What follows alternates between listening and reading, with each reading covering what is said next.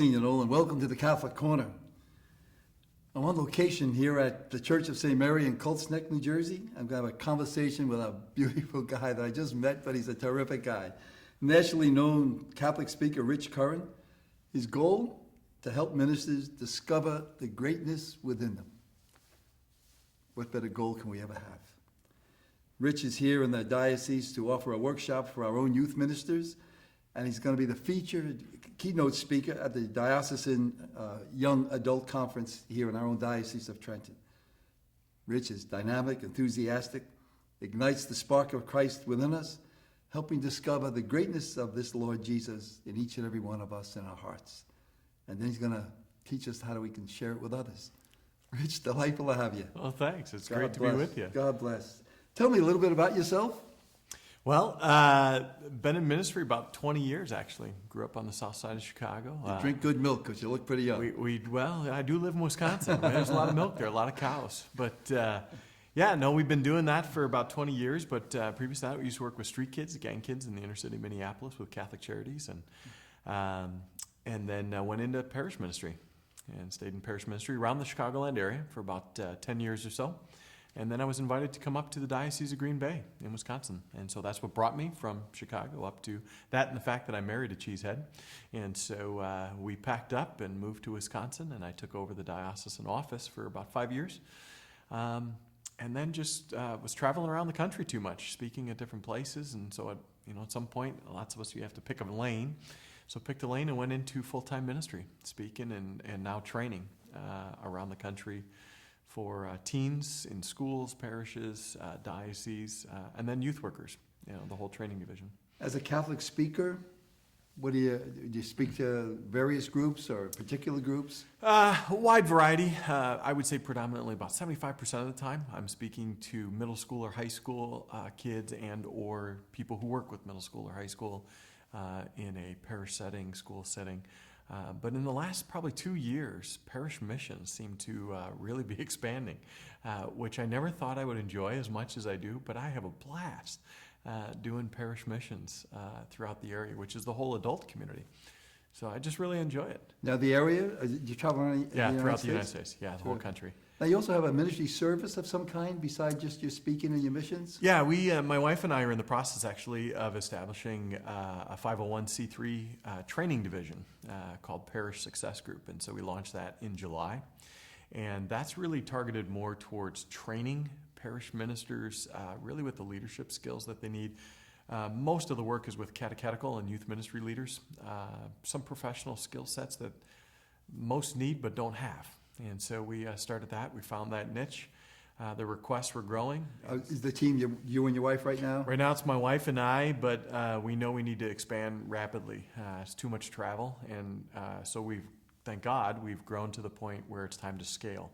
And so be adding to the team. We're looking at online learning platforms and so forth and so on. But really trying to reach the church in all its forms, in particular the rural areas, the missionary dioceses and whatnot. Often the training is reserved for the high populated, higher income part of our... Usually, I guess in those cities, there's Sure. more to do. There's universities and places that do those kind of things. So that's a tremendous gift. So, Chicago. yeah. Now, you weren't born in Chicago. I was born in Chicago. Chicago? My family is from Ireland, but I was physically born in Chicago and been a Chicago fan my entire life, including even now as I live in Wisconsin. But Chicago had to be exciting. It's a beautiful city. It's a great city. It's on a lake. And it's a great city. It's a very ethnically diverse city. Even the church throughout the Chicagoland area is very diverse. Not just ethnically and through language, but just in the way that it celebrates it. So it's wonderful. Very similar to the New York, New Jersey area. I love it. I miss it. It's home. It'll always be home.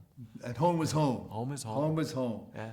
Were you involved in parish life growing up as a kid in the school, the church? Well, I went to the Catholic school, but we didn't have youth ministry. And neither did any of the program. None of the parishes in the area had it. So, it's funny that I'm spent most of my professional life leading youth ministry when I never saw it.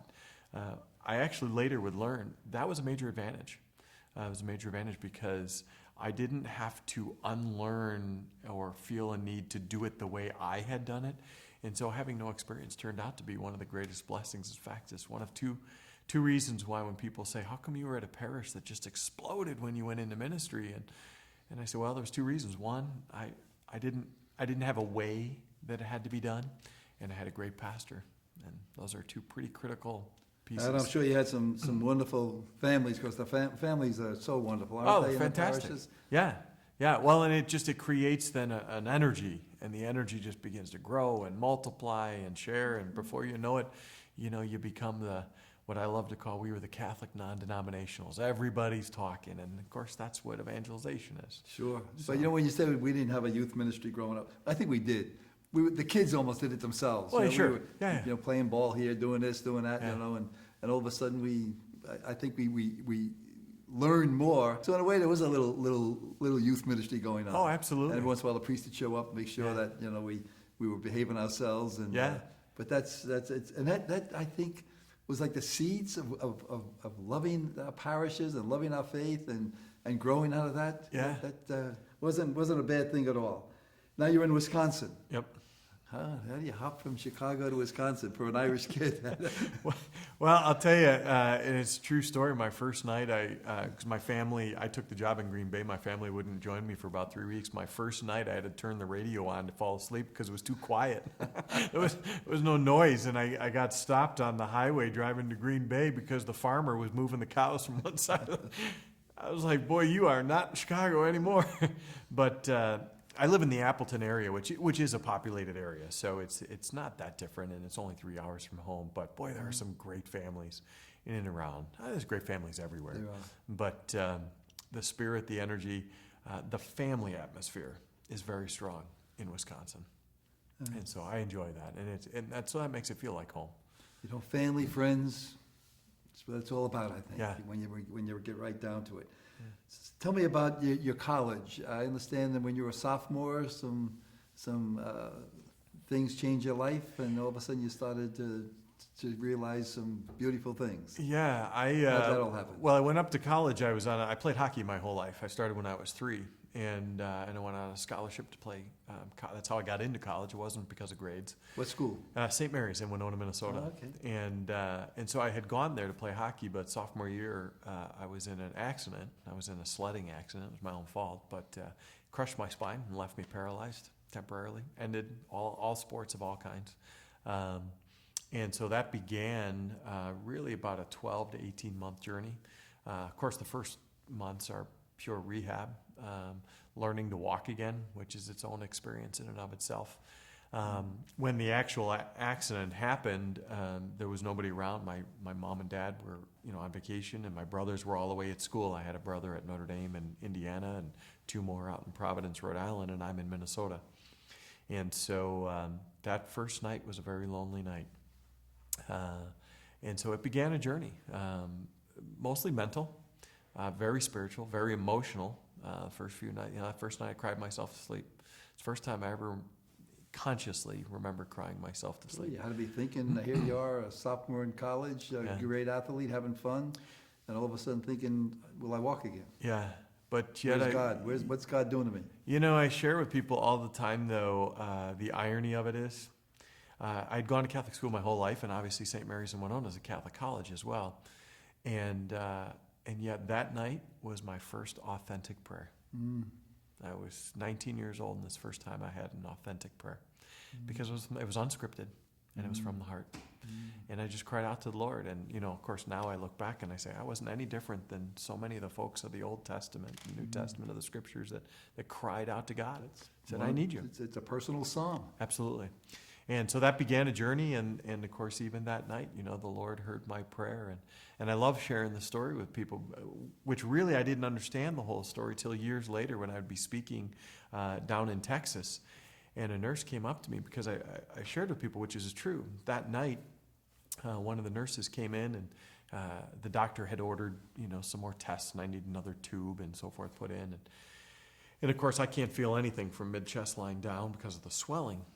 And, I'm just sitting there crying, and the gentleman in the bed next to me, who was also on the spinal unit. He was in a motor vehicle accident. It crushed his neck, and so he had the halo. He would never move again.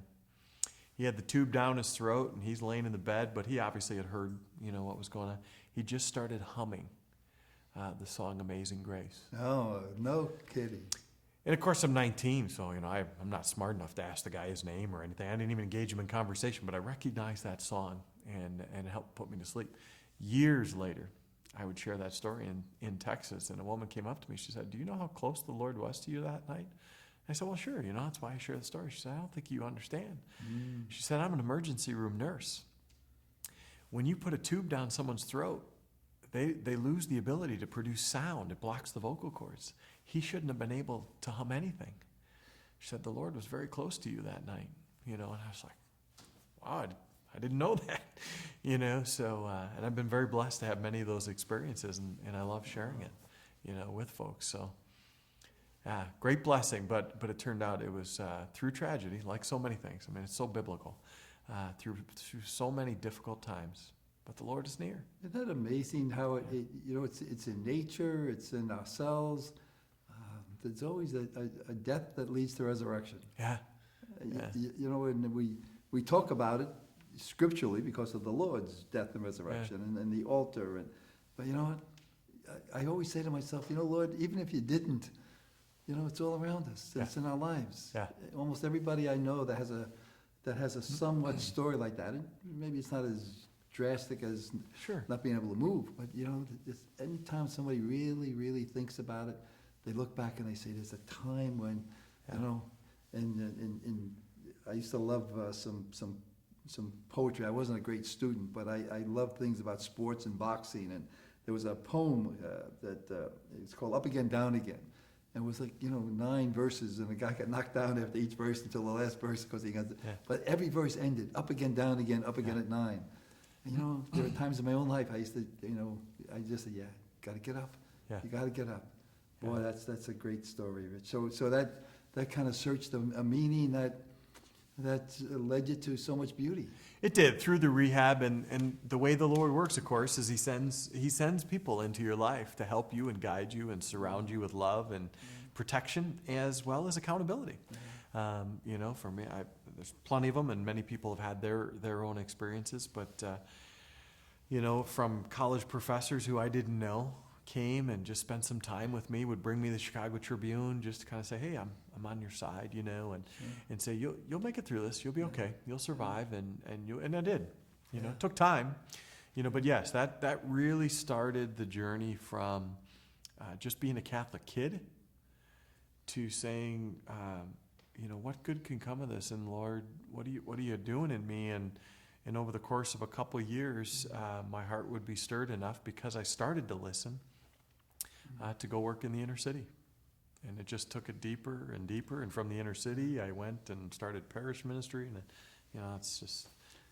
I always think when I hear that, Rich, and it's a beautiful story, and you're a beautiful guy, the Lord kind of saying, love as I've loved you. Sometimes we forget that as I've loved you, which is, okay, well, I'll go love. As I've loved, and that's part of that cross. Was there an experience, in the experience itself, was there anything that you look back on, or maybe it was the gentleman, humming, or the angel Gabriel humming, or whatever you want to call it. Was there any? Is that the pinpoint of that change of your? It was I think it was the knocking me off the horse, the Paul, imagery. But and I could of course share stories doing this. Your show's not long enough, but I think the pinnacle turning point for me was when I was working in the inner city. Yeah. And there was a young African American girl who was severely abused. I worked in a shelter for abused and neglected kids. I was a youth counselor. And while the average child is there anywhere from a couple hours to a few days until they can find a safe place, she was there for 8 months. And so I spent a lot of time with her, and her family would say, we don't want you. We don't want anything to do with, her mother's daughter. And, you hear all those stories. But on the day I left, I wanted to do something for her, so we took her out to a amusement park, miniature golf, go-karts, the whole 9 yards, and I took another counselor with me, and it was on the way back, and we knew our time was on. We had a great time. We had a blast. Stories I could tell forever about just silly things we did. But she was crying. I was driving, and I'm looking in the rearview mirror, and she's crying. She's got the water teared up in her eyes, and I walked her back to her unit and gave her a hug and said thank you and thanked her for the experiences we shared. You know, I used to take her to Catholic Mass. She would take me to Baptist services, you know, because us Catholics were too boring in her world. You know, we just shared a great relationship. But I gave her a hug, and I told her I loved her. And I left. And she came running across the unit floor and wrapped her arms and legs around my leg and just started absolutely sobbing. And so I had remembered from back in my counseling and psychology days, I squatted down, which was an old trick to be equal eye to eye with her. It's not the time to be a superior. Mm-hmm. And so we talked a little bit about, I was going to be a lawyer. That's the irony of the whole thing. I was accepted to law school, and I said, I'm not going to be a lawyer. I'm going to go into this ministry thing, even though I don't know what youth ministry is. And I said, it's because of you. And she stopped me, and she put her finger over my lips, and she said, Rich, I want you to be my daddy. Oh, my gosh. And I just, you know, I started crying. I'm looking at her, and I thought, for the first time in my life, I had literally seen the face of Christ. And I knew it instantaneously. I knew why I was sent there. I knew why the experiences during the year, you know, there were drive-by shootings. We were in dangerous situations, and I wanted to leave, but I couldn't leave, and I understood it. I understood. The Lord was saying, Rich, I'm with you, just like I was with you several years ago. And I need to use you for something, and so you need to pay attention. And nobody needed to tell me that. I knew it, you know, which, of course, I would later, that's how the Holy Spirit works, you know. So that was the big moment for me. That was my Pentecost. That was you're being called to serve, and the Lord's blessed you, and you need to use it, and you need to obey. Called law school, said, I'm not going to be a lawyer. I'm going into ministry. And started a journey that I wouldn't trade for anything, including being a professional athlete. Doesn't even interest me anymore. I wouldn't trade the blessings. It's a privilege to be in ministry. So. You know, when you talk, I think all of us can look back, you know, and you just see the hand of God. Mm-hmm. Even how you meet your wife, or how you meet someone, yeah. You know, and you look back and you say, you know, Lord, thanks for. I mean, you thank God. Yeah. And people say, how can you thank God for something like that knocked you down? Yeah. Because if that didn't happen, all of this never would have happened. Yeah. You know, and that's. But sometimes it takes a little bit of quiet time, or something that, like a little girl looking in the eye, yeah. or something that all of a sudden you say, okay, you know, okay, I get it. You know, yeah. I get it. Thanks. Yeah, you have a great gift, Rich, of bringing people into your heart, you know, and allowing your heart to penetrate. I think that's the gift that you know, of the covenant love. That's the, you know, it's not the contract love, it's the covenant love, and I think that's the beauty. Tell me, because of that specialness I think you have with young people, what do you think? What do you think motivates them when you talk? Because, you know, the youth, we love them. And I hope they know we love them. Yeah. And what is it that you feel when you either give a talk to them, a conference to them, mission to them, when you connect with them about God? Well, you know, I think the thing that still gives me just such great excitement when I'm at, you know, if I'm speaking at a youth conference or parish or wherever I am, they just want to be heard and loved right where they're at, you know. And so I don't write talks. I don't print them out. I don't script them. I share right from where we're at. Share your story. And invite them to do the same, and give them permission to be human. There are plenty of people who have many great gifts, but I've noticed from myself and in the ministry that we were able to lead when I started youth ministry, and, you know, people ask me all the time, how did you grow a youth ministry into 500 kids, you know? I said, because we just were human. We didn't try to be more than we were, and we didn't settle for less than we were either. We met them right where they're at. We allowed them to share their story and walk their journey, but also push them. You know, when I speak to kids, I tell them, look, many of you are getting involved in pornography, and you're in dating relationships, but you're not loving the people that you're with. You're better than that. Why are you settling for something that you're destined for better than that? you have greatness inside of you. The kind of the catchphrase, there's greatness inside of you. But that grace, it's not social greatness; it's spiritual greatness. That you have the ability to touch another human's life. And why do kids get drawn into that? Because I think they want to. They want to know that they matter, and they just want someone to show them how. And I can't speak to their individual journeys because they're all so different. But I can say, here's what I did, and here's how I did it.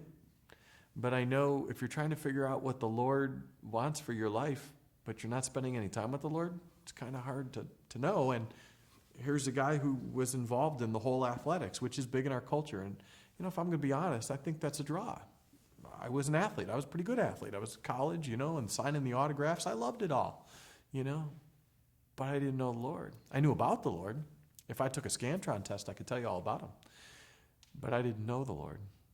Big difference. There's a huge difference. And I think the kids relate to that. Even sometimes when I hear now, Rich, we're in the year of evangelization, year of faith. And it's a wonderful thing. And sometimes where I go around, I see a lot of intellectual things happening. Wonderful.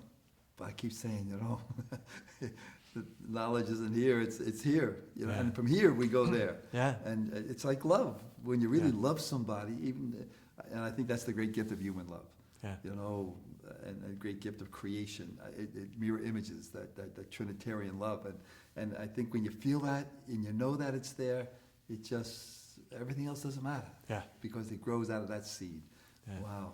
And you can touch with your story and your way of life, and that calls the greatness out of the individual without maybe making them pass the test, so to speak. Huh? Yeah. Well, the test is a human test. Yeah. Right. It's a human test. We can learn the theology, and they need to learn the theology. That's right. No, but they need to know about life, right. And they need to know that their life matters, and that.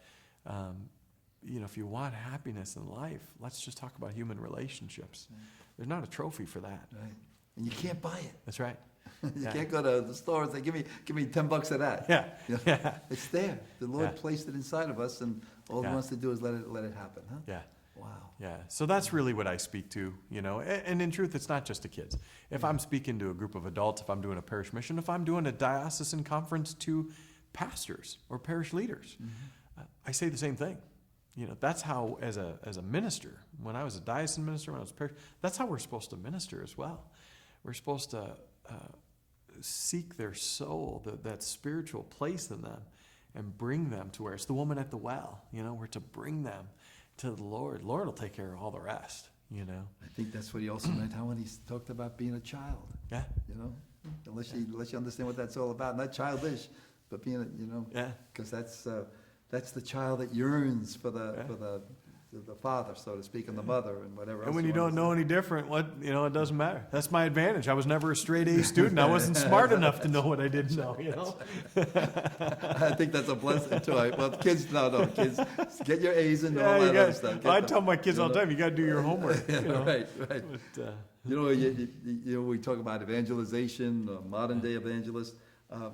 What's it like, because you're an evangelist. We should all be evangelists. Yeah. But you do a lot of traveling around the country, sharing the good news with others. You go all over the place, but what's that like? Well, I'll tell you, I get asked that all the time. Travel is exciting for about the first trip because you're away from home. Yeah. But I'll tell you, the only word that comes to mind is privilege. And I don't mean that because it's a nice thing you're supposed to say. I mean, it's really a privilege. When you get to share and you see the light bulbs go on, and afterwards someone shares their story, their journey with you, that's an honor, because you're holding, that's a grace moment. You're holding their brokenness. And certainly, as a priest, you understand that very well. I don't know that all of us in the pews understand. We all have that same opportunity if we would embrace it. So to be able to watch that happen, to be able to see people's walls fall down and allow the love of Christ to explode, what a gift, And I just think, boy, I wonder when I'd get to see stuff like that if I worked in an office all day, or if I had a cubicle job or a factory job. And those are all important jobs, but they don't get to talk to people, and they don't get to know them on a human level. So it really is a privilege, and of course I could share stories of Well, I think remarkable my gift definition of theirs. compassion is just allowing someone to tell their story. Yeah. What story would you like to tell us? Well, I could share stories, but I think the greatest story from an evangelist that just made me weep actually just happened just this past year. I was giving a parish mission, 3-day parish mission, and on the last night of the parish mission, a woman, older woman, I would put her maybe upper 50s, young 60s, somewhere like that. You never ask her how old she is, but she was sobbing. And of course I'm thinking, geez, I wasn't that bad, but she said thanks, and then she walked away, and other people come up and they're greeting you. But she came back. About 10 minutes later, she came back. She begins to share her story with me. She said, one of the themes of your parish mission was about forgiveness.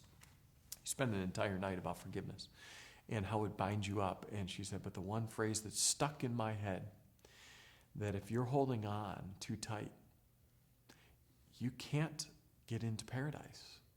There's just really no other option.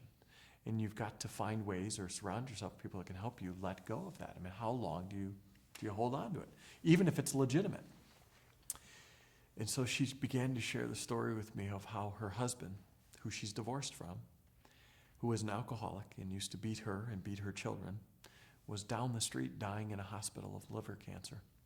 She said, I haven't seen him, and my kids haven't seen him in 20 years. And I have literally, she said, I've been in this church, and I have prayed for his pain. She said, I've prayed that bad things would happen in the middle of church. And she said, I can't do it anymore. Tomorrow morning, I want to go down. The doctor told me, I called. The doctor said he's got about 3-4 days. I want him to see his kids, and I want to beg for his forgiveness. And I just thought, I'm sitting there like, wow, what an honor. And I just thought that woman just took an enormous step towards salvation. And I hope she knows it. I hope she knows it. She'll know it. But what a remarkable place in her life. Wow. So I mean, those are the things I get to witness and be a part of and share. What's the scripture passage that you like the best? The lost sheep. There's no question. There's no question. I've whispered that in people's ears when I gave them a hug. When I gave that woman a hug, I said, the Lord rejoiceth more for the one that returns than for the 99 that went not astray. And it's true, because I was the lost sheep. I've been there. What do you want to be remembered for?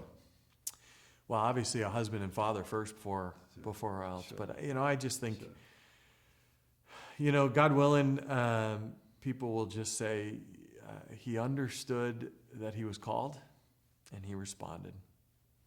If I've helped, some people look at their lives differently, praise the Lord. It's not of me. I'm just the big mouth. I mean, that's all I am. But I understood I was to be the big mouth, and I think that's the key. The reality is we all have a calling from the Lord. Rich, just keep the blessedness in your heart. Honest to God. Well, it's up to the Lord. We only met a little while ago. I felt like I've known you all my life. God bless you. For more information about Rich and his ministry, please go to the website, www.richcurran.com. Keep our prayers, keep our smiles, keep our hearts. Bless you. We love you. Thank you. Thanks. Thanks, Monsignor. Appreciate it. It's great. Very, very good.